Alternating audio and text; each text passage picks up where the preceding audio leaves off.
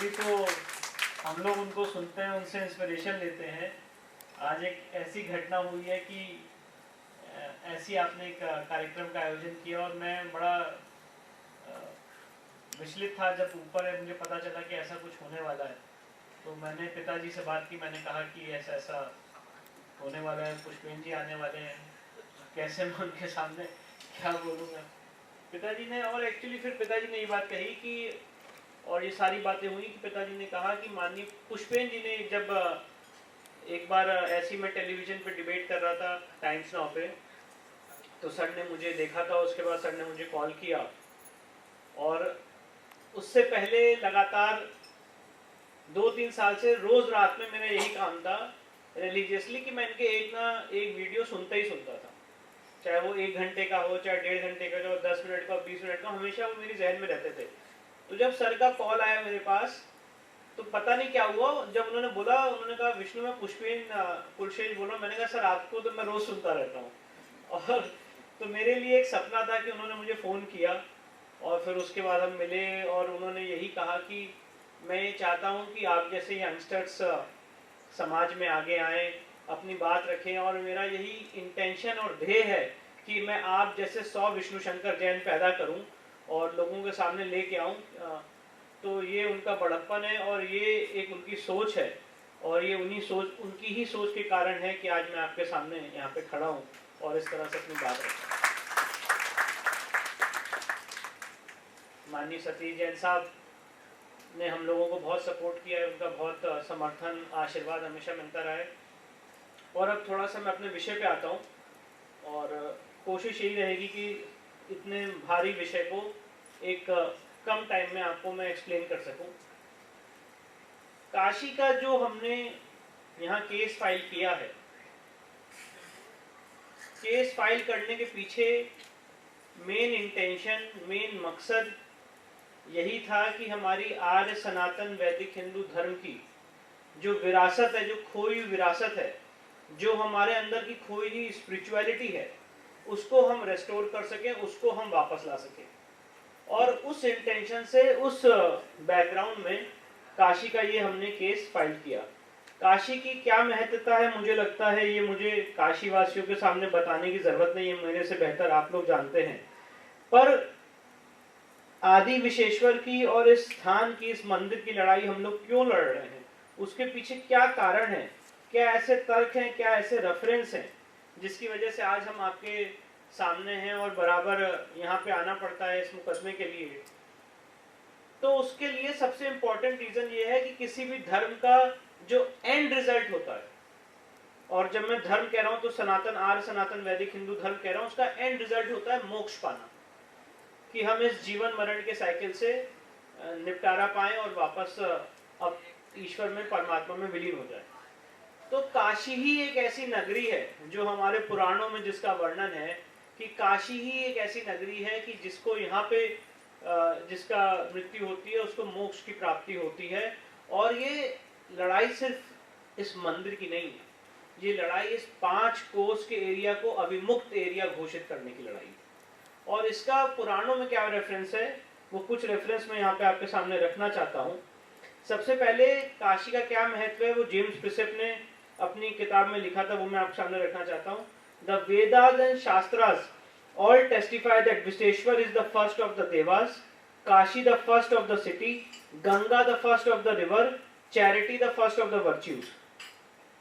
इसके बाद जो काशी 5 कोस में फैली हुई है और 5 कोस तक का इसका महत्व है, उसके लिए स्कंद पुराण का chapter number 6 page number 58 verse number 71 क्या कहता है, all other forsaken Abhimukta places are procured through Kashi. Nirvana मतलब to get rid of from the cycle of death and birth is achieved only after getting Kashi. The benefit of nirvana is not achieved by any other means, even by residing in any other religious place। फिर स्कंद पुराण का chapter number 7 page number 250 verse number 131, Abhimukta area is in circle of 5 kos, at this place there is Visheshwar Shivling which is Jyotirlinga. ये तब का स्कंद पुराण का chapter है, मुझे लगता है जब ये कौन का भगवान विश्वनाथ का ज्योतिर्लिंग है, जिसकी स्थापना भगवान शिव ने स्वयं काशी में की थी। और अभी जब आपने देखा होगा कि ये पूरी डिबेट चल रही थी मीडिया चैनल्स में, जब हमने ये शिवलिंग के ऊपर हमने ये तथाकथित मस्जिद के ऊपर कमीशन किया था और वहाँ पे शिवलिंग पाया था, तो बहुत लोगों ने मजाक उड़ाया और उसको फव्वारा कहने की कोशिश की, और किसी किसी ने मजाक भी उड़ाया कि आप शिव जी के लिंग की क्यों पूजा करते हैं। बहुत से ऐसे वीडियो सामने आए। तो एक्चुअली कोई, अगर मैं उसका जवाब उस तरह से नहीं देना चाहता हूं जो आज कंट्रोवर्सी चल रही है। मैं ये बात कहना चाहता हूं कि जो हमारे कंसेप्ट को, हमारी थीम को ही नहीं समझ पाया है, वो इस तरह की ठहास करने की कोशिश करता है। क्योंकि जब हम शिवलिंग की पूजा करते हैं तो हम इस देश के ब्रह्मांड की पूजा करते हैं, इस देश के क्रिएशन, इस पूरे ब्रह्मांड की, इस पूरे सृष्टि की क्रिएशन की पूजा करते हैं। ये थीम होता है, ये कंसेप्ट होता है शिवलिंग की पूजा करने का।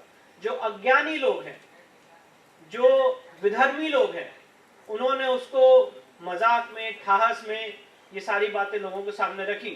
पर उसका सही तर्क और सही उत्तर ये है कि जब हम शिवलिंग की पूजा करते हैं तो इस ब्रह्मांड की, इस सृष्टि की, इस क्रिएशन की, इस परमात्मा की, फादर ऑफ द यूनिवर्स की हम पूजा करते हैं, उनको अर्घ देते हैं, उनको जल चढ़ाते हैं, उनकी वंदन, उनकी अर्चना करते हैं।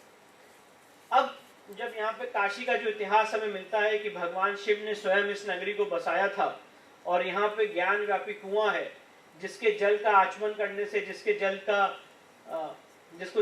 जल को पीने से हमें जीवन मृत्यु के इस साइकिल से मुक्ति मिलती है, ज्ञान का वर्धन होता है और वो विजडम मिलती है जिसके हम इस चक्र से निकल सकें। इस पवित्र भूमि को, इस पवित्र नगरी को 1192 में मोहम्मद बिन कासिम, मोहम्मद गौरी के कमांडर कुतुबुद्दीन ऐबक ने तोड़ा। उसके बाद इसको 1669 में औरंगजेब ने तोड़ा।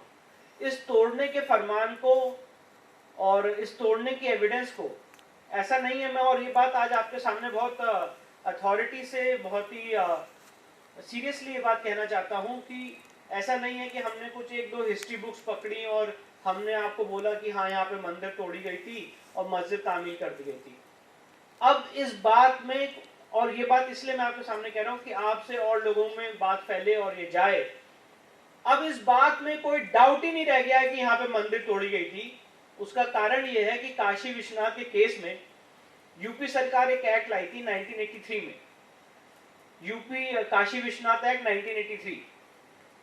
और उस एक्ट की क्या इंपॉर्टेंस हमारे लिए वो मैं थोड़ी देर में एक्सप्लेन करूंगा।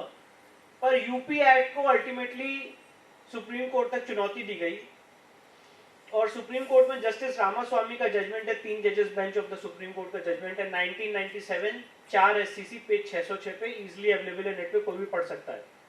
उस जजमेंट में बात लिखी पैरा 1 में, होल्ड हो चुका है कि काशी में 2 बार हमारी मंदिर को तोड़ा गया। तो तोड़ने का जो प्रूफ है वो तो हमें देना ही नहीं है। यहाँ पे हमारी मंदिर को तोड़ा गया, ये ऑलरेडी स्टैब्लिश हो चुका है। सवाल सिर्फ ये है कि अब जो लोग इलीगल पोजीशन में बैठे हैं उनसे हम कब्जा वापस कैसे लें, और कब्जा वापस लेने में क्या क्या लीगल अड़चन हमारे सामने आ रही है और उसमें हमारा क्या रोल है, हम सबका इसमें क्या रोल, क्या योगदान हो सकता है। इस बैकग्राउंड में मैं आज आपके सामने बहुत एक महत्वपूर्ण बात कहना चाहता हूं। जिस एक्ट का मैंने अभी जिक्र किया, यूपी एक्ट 1983, तो मैं यहाँ पे कोई पॉलिटिकल कमेंट नहीं करना चाहता हूं, पर सिर्फ just to put the things in right perspective. और जितने लोग ये बात कहते हैं कि नहीं आप कम्युनलिज्म फैला रहे हैं, पहली बात तो मैं बात क्लैरिफाई करना चाहता हूँ, ये हमारे लिए कल्चरल इशू है, ये हमारे लिए एक स्पिरिचुअल इशू है। अगर आप आदमी को धर्म से रिमूव कर देंगे तो आदमी में और जानवर में कोई फर्क नहीं रह जाएगा। आज धर्म ही है जो हमें और आपको एक संस्कार देता है, एक संस्कृति देता है, अपने राष्ट्र की, अपने देश की, अपने जीवन की अल्टीमेट एम की रक्षा करने के लिए।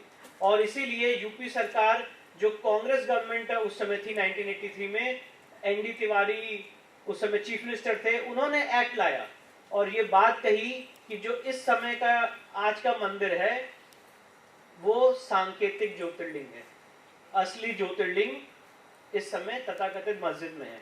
और उस एक्ट की सेक्शन 4 सब क्लॉज 9 की परिभाषा क्या कहती है, मैं वो आपके सामने पढ़ के सुनाना चाहता हूं। इस एक्ट का सेक्शन 4 सब क्लॉज 9 क्या कहता है जी। टेम्पल मीन्स, मंदिर मतलब द टेम्पल ऑफ आदि Vishweshwar, popularly known as Sri Kashi Vishwanath Temple, situated in the city of Varanasi, which is used as a place of public religious worship and dedicated to or for the benefit of or used as a right by the Hindus as a place of public religious worship of the Jyotirling।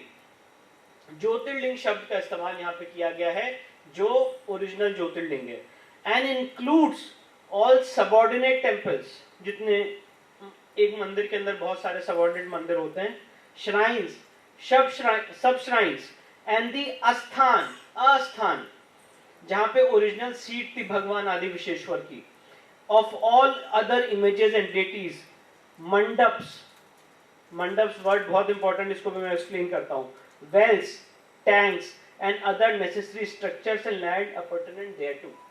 मतलब इस act में ये define किया गया कि मंदिर मतलब आदि विश्वेश्वर का ओरिजिनल मंदिर, ज्योतिर्लिंग, मंडप, वेल, श्राइन्स, सब श्राइन्स। अब अगर इस पूरे मंदिर का हम स्वरूप देखेंगे और हिस्ट्री का अध्ययन करेंगे तो ये अष्ट कोण, अष्ट मंडप का मंदिर था, और जेम्स प्रिसेप ने इस पर किताब लिखी है 1832 में, बनारस इलस्ट्रेटेड। उसके एंड में उन्होंने ये मैप भी लगाया है, और उस मैप में स्पष्ट रूप से ये क्लियर है कि ये जो मंदिर था ये एक हिंदू मंदिर था। ये मैप ऐसा दिखता है, आप लोगों ने बहुत बार टीवी चैनल्स की डिबेट पे भी देखा होगा, ऐसे करके मैप दिखता है। और इस मैप की इंपॉर्टेंस ये है, मैं ये बार बार मैप क्यों दिखाता हूँ, कि आज जो हम इस तथाकथित मस्जिद की वेस्टर्न वॉल देखते हैं वो आज भी इसी ओरिजिनल मंदिर की है, और ये जो इस साइड आप देख रहे हैं वॉल, ये वेस्टर्न वॉल है जो आज भी मौजूद है। और इसके बीच में लिखा हुआ है, 1832 में तो यहाँ कोई डिस्प्यूट ही नहीं था, उसके बीच में लिखा हुआ है महादेव, इसके बीच में लिखा हुआ है महादेव, मतलब आप यहाँ से एंटर करते थे, ये अष्टमंडप का मंदिर है और यहाँ बीच में महादेव है, और एग्जैक्टली इसी जगह पे हमें शिवलिंग मिला, एग्जैक्टली इसी जगह पे। ये जो आज हम महादेव देख रहे हैं, ये 3 मंडप हैं जिसके ऊपर इन्होंने, अभी मैं आपको बताऊंगा अभी कमीशन में क्या हुआ था, पर प्राइमे फेसाई बताने के लिए ये बताना चाहता हूं कि जो मस्जिद के 3 डोम हैं, उन डोम को उन्होंने कोई नया स्ट्रक्चर नहीं बनाया है, हमारा जो हिंदू मंदिर का शिखर था उसको डोम से कवर किया है, उसके अंदर आज भी हिंदू मंदिर का शिखर है, और वही वो 3 मंडप हैं जो एग्जिस्ट कर रहे हैं।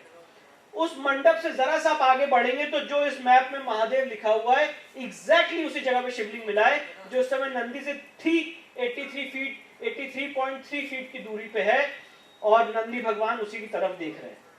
अब मैं ये नहीं कह रहा हूं कि ये ओरिजिनल ज्योतिर्लिंग है, क्योंकि इतना बड़ा इतिहास रहा है काशी का, इसको काफी बार तोड़ा गया है, काफी बार डिमोलिश किया गया है, पर हाँ ये बात सच है कि जो हमने देखा है, जो हमने पाया है, वो शिवलिंग है, इसमें कोई भी डाउट नहीं।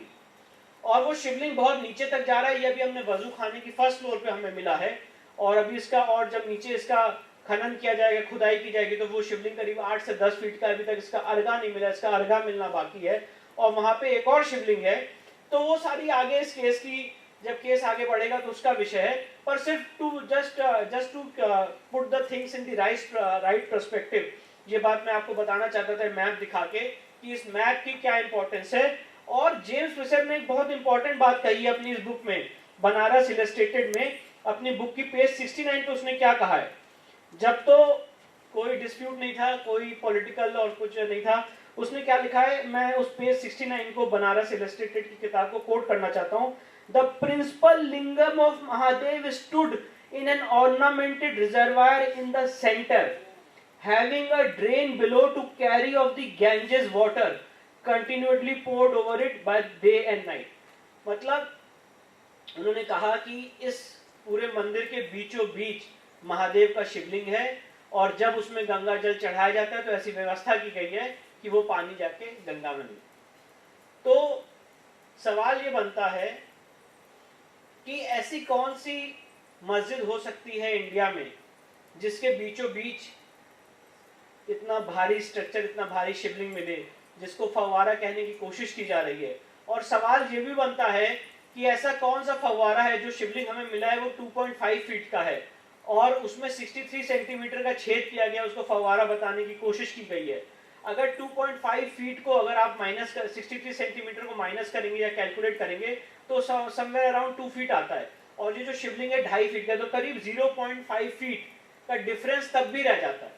तो अगर ये फव्वारा है तो कहाँ से वाटर मैनेजमेंट सिस्टम है, पानी कहाँ से आ रहा है, कहाँ से नीचे पानी से, और ये डिफरेंस कैसे हो सकता है किसी भी फव्वारे में। तो ये सारी बातें इसलिए की जा रही हैं कि जो सच्चाई है, जो निष्कर्ष है, हम उस तक ना पहुंच पाए। अब पॉइंट एंड इशू ये है कि जब हमने वहां पे कमीशन की दरखास्त दी थी बनारस की सिविल अदालत में, तो मुझे ऐसा लगता है कि ये आप सबका आशीर्वाद है। मुझे और मेरे फादर को स्पेसिफिकली ऐसा लगता है कि ये ईश्वर का चमत्कार है, आप सबका आशीर्वाद है, पूरे काशी वासियों का आशीर्वाद है कि वहाँ पे माननीय न्यायालय ने हमारी रिक्वेस्ट को मानते हुए वहाँ पे कमीशन किया। और करीब 370 साल बाद जिस दिन हमने कमीशन किया था, और 16 मई को जब हमें अपने आराध्य देव के दर्शन हुए थे, बुद्ध पूर्णिमा का दिन था, सोमवार का दिन था, जब भगवान प्रकट हुए और जब मैंने अपने आराध्य को उस वजू खाने में देखा जहां पे उनकी बेअदबी की जा रही थी, उसी समय निश्चय कर लिया था कि आज आखिरी दिन है जिस दिन मेरे आराध्य की बेअदबी हो रही है और इसके बाद अपने आराध्य की बेअदबी नहीं होगी। और ये कुछ आप सबकी शक्ति है, ईश्वर की अनुकंपा है कि 10 बजे शिवलिंग मिला और 11:30 बजे वो एरिया सील किया जा चुका था। माननीय पुष्पेन जी को जब भी मैं बात बताता हूं तो उनकी इतनी शक्ति मिलती है, उनका इतना आशीर्वाद मिलता है, उनका इतना स्नेह मिलता है, और इन सारी चीजों में उनकी हमेशा गाइडेंस मिलती है कि मैं आप लोगों को वो शब्दों में बयान नहीं कर सकता। तो पर्पस ये है, ये सारी चीजें लड़ने का, ये सारी चीजें करने का, इस देश में कोई कम्युनिज्म फैलाने का पर्पस नहीं है। अपनी बातों को अगर जो इतिहास में तलवारों की नोक पे हुआ है उसे कलम से कैसे रेक्टिफाई किया जा सकता है, ये उस चीज की लड़ाई है। और आज हम कोर्ट में क्या तर्क दे रहे हैं, आज हम कोर्ट में पूजा का अधिकार मांग रहे हैं और हम ये कह रहे हैं कि वहां पे हमें पूजा का अधिकार दिया जाए। और आप देखिए किस तरह से हमारा दमन किया गया है, किस तरह से, मैं एक बहुत इंपॉर्टेंट फैक्ट आपके सामने रखना चाहता हूं कि किस तरह से हमारी आवाज को क्रश किया गया है। एक झूठा नैरेटिव, एक फॉल्स और फेक प्रोपेगेंडा इस देश में चलाया गया प्लेसेस ऑफ वर्शिप एक्ट का, कि ये तो केस चलने लायक योग्य ही नहीं है क्योंकि ये तो प्लेसेस ऑफ वर्शिप एक्ट 1991 से बाधित है। और इस झूठे नैरेटिव का शिकार हम भी हुए, to be very honest as a lawyer, इस झूठे नैरेटिव का शिकार हम भी हुए, क्योंकि हमें भी ये लगा था कि हम तो केस फाइल ही नहीं कर सकते हैं क्योंकि places of worship act Ram मंदिर के अलावा और किसी जगह को उठाने की इजाजत नहीं देता है। एक ऐसा नैरेटिव बनाया गया है। और जब हमने उसको तह में पढ़ा, महादेव का आशीर्वाद मिला, और महादेव ने इस केस में एक्चुअली बहुत बड़े बड़े काम किए हैं। ये जितने काम हमने किए हैं ये एक्चुअली हमने नहीं किए, ये सारे काम महादेव ने किए हैं। और महादेव ने ये प्रेरणा दी, उस एक्ट को हमने दोबारा पढ़ा, और दोबारा जब पढ़ा, उसका अध्ययन किया, तो सेक्शन 4 सब क्लॉज 1 में लिखा था कि जो जिस जगह का रिलीजियस कैरेक्टर है 15 अगस्त 1947 को वो वैसा ही रहेगा।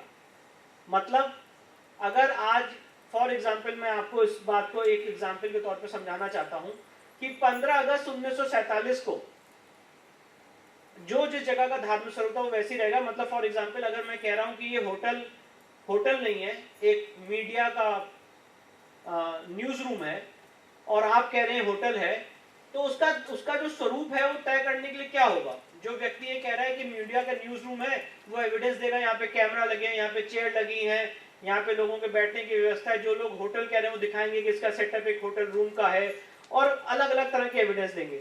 तो पॉइंट इन इशू ये है कि धार्मिक स्वरूप तय होगा। हम ये कह रहे हैं कि 15 अगस्त 1947 को उस जगह का धार्मिक स्वरूप एक हिंदू मंदिर का था, तो उसको प्रूफ करने के लिए कोर्ट में केस चलेगा। सिर्फ ये जो गलत नैरेटिव बनाया गया, झूठा प्रोपेगेंडा फैलाया गया कि कोर्ट में केस ही नहीं चल सकता, ये गलत है, ये एक्ट के खिलाफ है। प्लेसेस ऑफ वर्शिप एक्ट किसके पक्ष में अप्लाई होता है, ये जब सूट में एविडेंस आ जाएगी तब ये डिसाइड होगा कि प्लेसेस ऑफ वर्शिप एक्ट हमारे पक्ष में अप्लाई होता है कि उनके पक्ष में अप्लाई होता है। धार्मिक स्वरूप तो अभी तय होना बाकी है, और धार्मिक स्वरूप सिर्फ और सिर्फ सिविल कोर्ट में एविडेंस के थ्रू प्रूव किया जा सकता है, जिसमें हिस्टोरिकल एविडेंस, शास्त्रिक एविडेंस, जिसमें हम जो इसमें लीगल हिस्ट्री है उसकी एविडेंस, जिसमें हम उस समय वहां पे एएसआई का सर्वे जब होगा उसकी एविडेंस, जो हमने लोकल कमीशन किया उसकी एविडेंस, जब ये सारी चीजें इकट्ठा की जाएंगी तब जाके पता चलेगा कि यहाँ का धार्मिक स्वरूप क्या है। और मुस्लिम पक्ष इसलिए क्या कह रहा है, मुस्लिम पक्ष कह रहा है नहीं ये केस चलने जाने लायक योग्य ही नहीं है क्योंकि प्लेसेस ऑफ वर्शिप एक्ट से बार्ड है। मैं आपके सामने बात बताना चाहता हूँ, 1991 से जब पहली बार विजय शंकर रस्तोगी साहब जो हमारे बहुत सीनियर है, वरिष्ठ हैं, उन्होंने केस बनारस की सिविल अदालत में फाइल किया था और ये अलग जगह के रखी थी पिछले 30 साल तक। आज 1991 से लेके आज तक वो मामला इसी मामले में अटका हुआ है कि places of worship act apply होता है कि नहीं होता है। आज तक हमने तो इतने रेफरेंसेस, तथ्य, एविडेंस दिए हैं, पर मुस्लिम पक्ष ने एक प्रूफ, एक फैक्ट भी रखा है कि यहाँ पे प्लेसेस ऑफ वर्शिप एक्ट के अलावा उनका केस क्या है, उन्होंने मस्जिद कैसे बनाई, उन्होंने वक्फ कैसे क्रिएट किया, क्या उन्होंने हिंदू मंदिर को तोड़ा कि नहीं। ये सारे सवालों का कोई जवाब नहीं, उनका सिर्फ एक ही जवाब है, सेक्युलरिज्म और प्लेसेस ऑफ वर्शिप एक्ट। और मैं एक बात और कहना चाहता हूं, अभी मैंने जैसे कहा कि इस केस में महादेव ने बहुत कमाल किए हैं, तो एक कमाल महादेव ने और किया लास्ट बार हियरिंग में, जब हम लोग ये बहस कर रहे थे यहाँ पे बनारस की सिविल अदालत में, तो अभय नाथ यादव ने कोर्ट के सामने कहा, जो मुस्लिम पक्ष के वकील हैं, कि भाई हम क्या कहते हैं यहाँ पे दीन मोहम्मद का जजमेंट पढ़ेंगे और इनका केस उड़ जाएगा। अभी मैं दीन मोहम्मद का जजमेंट पढ़ता हूँ और इनका केस अभी का अभी खत्म हो जाएगा। तो जज साहब ने कहा आप पढ़िए, कोई दिक्कत नहीं। तो उन्होंने दीन मोहम्मद का जजमेंट पढ़ा। अब दीन मोहम्मद का वो ऐसा पैरा पढ़ गए जो मैं आपको बता के सुनाना चाहता हूँ। अब दीन मोहम्मद का पैरा 40 पढ़ गया, वो पता नहीं महादेव ने उनको क्या गाइडेंस दी। तो उन्होंने पढ़ा दीन मोहम्मद का जजमेंट। द नेक्स्ट, वो मैं कोट कर रहा हूँ जो उन्होंने पढ़ के जो कोर्ट को सुनाया। The next question is as to whether the construction of the mosque was lawful. Certainly, according to strict Muslim law, it was not lawful. Certainly, according to strict Muslim law, it was not lawful. The demolition of temple, according to law, might have been lawful in order to abolish idolatry, but the law nowhere provides, so far as it has been referred to me, that the lands occupied by such temples should be appropriated. On the other hand, the law provides that it is not lawful to offer prayer on the land of another without his consent, and it is not the plaintiff's case that even the consent of the Hindus was taken. So strictly speaking, I think on the materials laid before me, it was not lawful to construct this mosque and to offer prayer. ये हमने नहीं पढ़ा, ये मुस्लिम पक्ष के वकील ने पढ़ा। तो कहने का पर्पस ये है कि दीन मोहम्मद के केस में भी ये कहा जा चुका है कि आप किसी और की मंदिर में जाके नमाज नहीं पढ़ सकते, ये इस्लाम के हिसाब से भी जायज़ नहीं है। मैं इस्लामिक लॉ को यहाँ पे कोट नहीं कर रहा हूँ, ना रिलाई कर रहा हूँ, पर कहने का पर्पस ये था कि ये सारा काम ईश्वरीय प्रेरणा से हुआ है, ईश्वरीय आशीर्वाद से हुआ है, और आपके सामने आने का, ये सारी लड़ाई को बताने का पर्पस यही था कि शॉर्ट में अपनी बातों को कम्युनिकेट कर सकूँ।